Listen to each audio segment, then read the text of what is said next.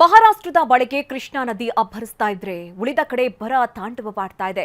ಇವತ್ತು ಸ್ವತಃ ಮುಖ್ಯಮಂತ್ರಿಗಳೇ ರೈತನ ಜಮೀನಿಗೆ ಕಾಲಿಟ್ಟು ಬರ ವೀಕ್ಷಣೆ ಮಾಡಿದ್ರು. ಬರ ಪೀಡಿತ ತಾಲೂಕುಗಳ ಘೋಷಣೆ ಬಗ್ಗೆಯೂ ಇವತ್ತು ಮಾತನಾಡಿದ್ದಾರೆ. ಇದರ ನಡುವೆ ಕಾಲುವೆಗಳಿಗೆ ನೀರು ಬಿಡಿ ಅಂತ ರೈತರು ರಸ್ತೆಗಿಳಿದಿದ್ದಾರೆ.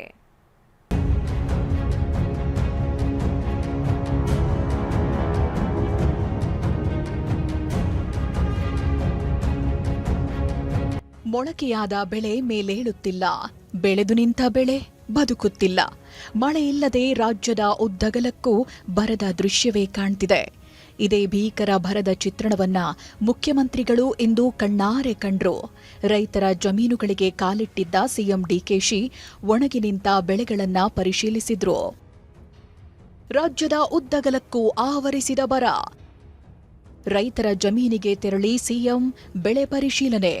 ಮಹಾರಾಷ್ಟ್ರದಲ್ಲಿನ ಮಳೆಗೆ ಬೆಳಗಾವಿ ಭಾಗದ ನದಿಗಳು ತುಂಬಿ ಹರಿಯುತ್ತಿರುವುದನ್ನ ಬಿಟ್ರೆ ರಾಜ್ಯದ ಉದ್ದಗಲಕ್ಕೂ ಬರವೇ ಕಾಣ್ತಿದೆ. ನೀರಿಲ್ಲದೆ ರೈತರ ಬೆಳೆಗಳೆಲ್ಲ ಒಣಗಿ ಹೋಗ್ತಿವೆ. ಅದೇ ಬರ ದರ್ಶನ ಇಂದು ಸಿಎಂಗೂ ಕಂಡಿತ್ತು.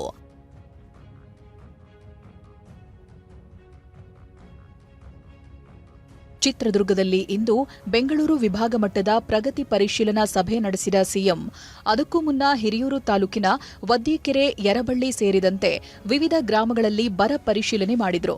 ಸೂರ್ಯಕಾಂತಿ ಹೊಲಕ್ಕೆ ಕಾಲಿಟ್ಟಿದ್ದ ಸಿಎಂ ರೈತರಿಂದ ಮಾಹಿತಿ ಪಡೆದ್ರು.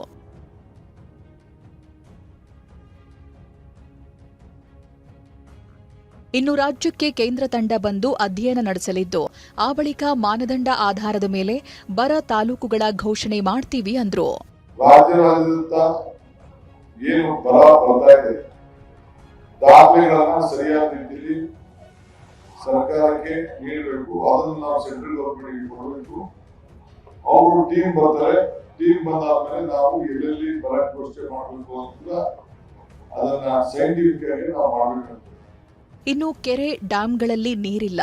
ಹೀಗಾಗಿ ಇವುಗಳನ್ನ ನಂಬಿಕೊಂಡು ಯಾರೂ ಬಿತ್ತನೆ ಮಾಡಬೇಡಿ ಅಂತ ಮತ್ತೊಮ್ಮೆ ಮನವಿ ಮಾಡಿದ್ರು.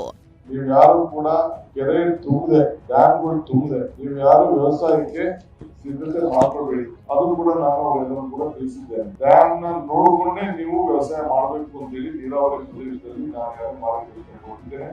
ಸಿಎಂ ಬರ ವೀಕ್ಷಣೆ ಬಳಿಕ ಟಿವಿ9 ಜೊತೆ ಮಾತನಾಡಿದ ರೈತ, ಸಿಎಂ ಪರಿಹಾರ ಕೊಡ್ತಾರೆ ಅನ್ನೋ ಭರವಸೆ ಇದೆ ಅಂದ್ರು.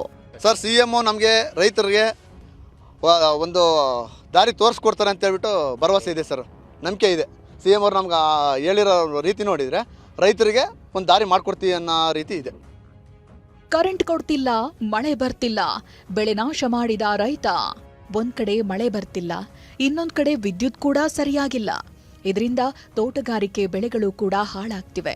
ಇದರಿಂದ ನೊಂದ ಯಾದಗಿರಿ ಜಿಲ್ಲೆ ಶಹಾಪುರ ನಗರದ ರೈತ ಅಮರೇಶ್ ತಮ್ಮ 2.5 ಎಕರೆಯಲ್ಲಿನ ಬೆಳೆಯನ್ನ ತಾವೇ ನಾಶ ಮಾಡಿದ್ದಾರೆ. ಸದನಿಗೆ ಯಾದಗಿರಿ ಜಿಲ್ಲೆ ಶಹಾಪುರ ನಗರದ ಹೊರಭಾಗದ ರೈತ ಅಮರೀಶ್ ಹಿರೇಮಠ ರೈತರ ಜಮೀನಲ್ಲಿ ಇದ್ದೀನಿ. ಕೆಲ ದೃಶ್ಯ ತೋರಿಸುವಂಥ ಪ್ರಯತ್ನ ಕೂಡ ಮಾಡ್ತೇನೆ. ರೈತ ಅಮರೀಶ್ 2.5 ಎಕರೆಯಲ್ಲಿ 1 ವರ್ಷದ ಹಿಂದೆ ಪಪ್ಪಾಯಿ ಬೆಳೆಯನ್ನು ಬೆಳೆದಿದ್ರು. ಆದರೆ ಈಗ ಈ ಒಂದು ಪಪ್ಪಾಯಿ ಬೆಳೆಗಳಿಗೆ ಬಿಡಬೇಕಾದ್ರೆ ವಿದ್ಯುತ್ ಸಮಸ್ಯೆ ಕಾಡ್ತಾ ಇದೆ. ಯಾಕಂದರೆ ಪಂಪ್ಸೆಟ್ಗಳಿಗೆ ಸುಮಾರು ನಿರಂತರವಾಗಿ ನಿತ್ಯ 7 ತಾಸು 3 ಫೇಸ್ ಕರೆಂಟ್ ಕೊಡಬೇಕಂತೇಳಿ ಆದೇಶನೇ ಇದೆ. ಆದರೆ ಅಧಿಕಾರಿಗಳು ಆದೇಶ ಪಾಲನೆ ಮಾಡ್ತಾಯಿಲ್ಲ. ನೀರು ಕೊಡಿ, ಇಲ್ಲ ವಿಷ ಕೊಡಿ. ಇನ್ನು ರಾಯಚೂರು ರೈತರಿಗೆ ತುಂಗಭದ್ರಾ ನೀರು ಬರ್ತಿಲ್ಲ, ಕೃಷ್ಣೆಯ ನೀರು ಕೂಡ ಸಿಗ್ತಿಲ್ಲ. ಇದರಿಂದ ಆಕ್ರೋಶಗೊಂಡ ರೈತರು ಇವತ್ತು ದೇವದುರ್ಗ ತಾಲೂಕಿನ ಮಲದಕಲ್ ಕ್ರಾಸ್ ಬಳಿ ಹೆದ್ದಾರಿ ತಡೆ ನಡೆಸಿದ್ರು.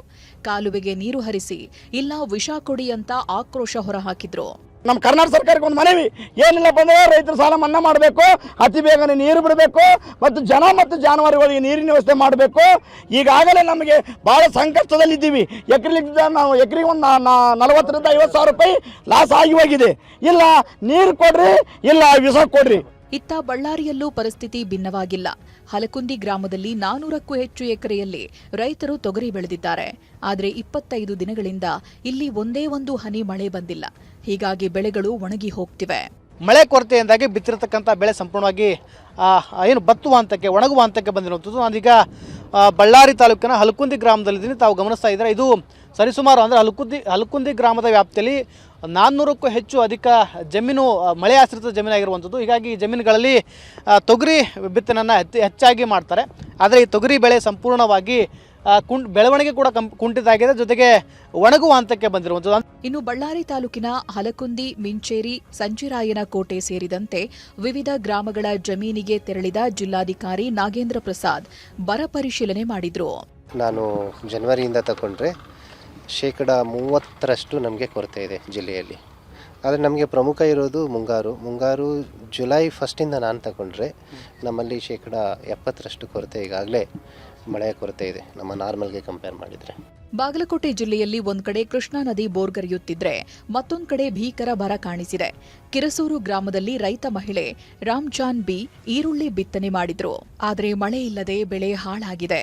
ಬಿತ್ತಿದ ಬೆಳೆ ಸರಿಯಾಗಿ ಹುಟ್ಟಿಲ್ಲ ಮತ್ತು ಅದೆಲ್ಲವೂ ಕೂಡ ಹಾಳಾಗಿರೋದ್ರಿಂದ ಮರುಬಿತ್ತನೆ ಮಾಡೋಕೆ ರೈತರು ಈಗಾಗಲೇ ಮುಂದಾಗಿರುವಂಥದ್ದು. ಈಗಾಗಲೇ ಸಾಕಷ್ಟು ಜನ ರೈತರು ಮರುಬಿತ್ತನೆಯನ್ನು ಮಾಡಿದ್ದಾರೆ. ಅಂದರೆ ಈಗ ನಾವು ಇಲ್ಲೇನು ತೋರಿಸ್ತಾ ಇದ್ದೀವಿ, ಇದು ಬಾಗಲಕೋಟೆ ತಾಲೂಕಿನ ಕಿರಸೂರು ಅಂತ ಏನು ಗ್ರಾಮ ಇದೆ, ಆ ಗ್ರಾಮದ ವ್ಯಾಪ್ತಿ ಪ್ರದೇಶದಲ್ಲಿರುವಂತಹ ರಂಜಾನ್ ಬಿ ವಾಲಿಕರ್ ಎಂಬ ರೈತ ಮಹಿಳೆಯ ಅವರಿಗೆ ಸೇರಿದಂಥ ಹೊಲ ಇದು.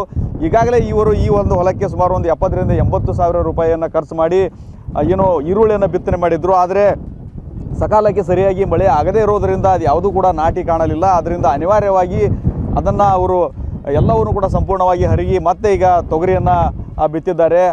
ಇದೆಲ್ಲ ಒಂದ್ ಕಡೆಯಾದ್ರೆ ಬಾಗಲಕೋಟೆ ಜಿಲ್ಲೆ ಇಳಕಲ್ನಲ್ಲಿ ಮಳೆಗಾಗಿ ಮಹಿಳೆಯರು ದೇವರ ಮೊರೆ ಹೋಗಿದ್ರು. ಗ್ರಾಮದೇವಿಗೆ ಬಾಲ ಮುತ್ತೈದೆಯರು ವಿಶೇಷ ಪೂಜೆ ಸಲ್ಲಿಸಿದ್ರು. ಚಿಕ್ಕಬಳ್ಳಾಪುರ ನಗರದ ಶ್ರೀ ಮಹಾಕಾಳಿ ದೇವಸ್ಥಾನದಲ್ಲೂ ವಿಶೇಷ ಪೂಜೆ ನಡೆದಿತ್ತು. Bureau report TV9.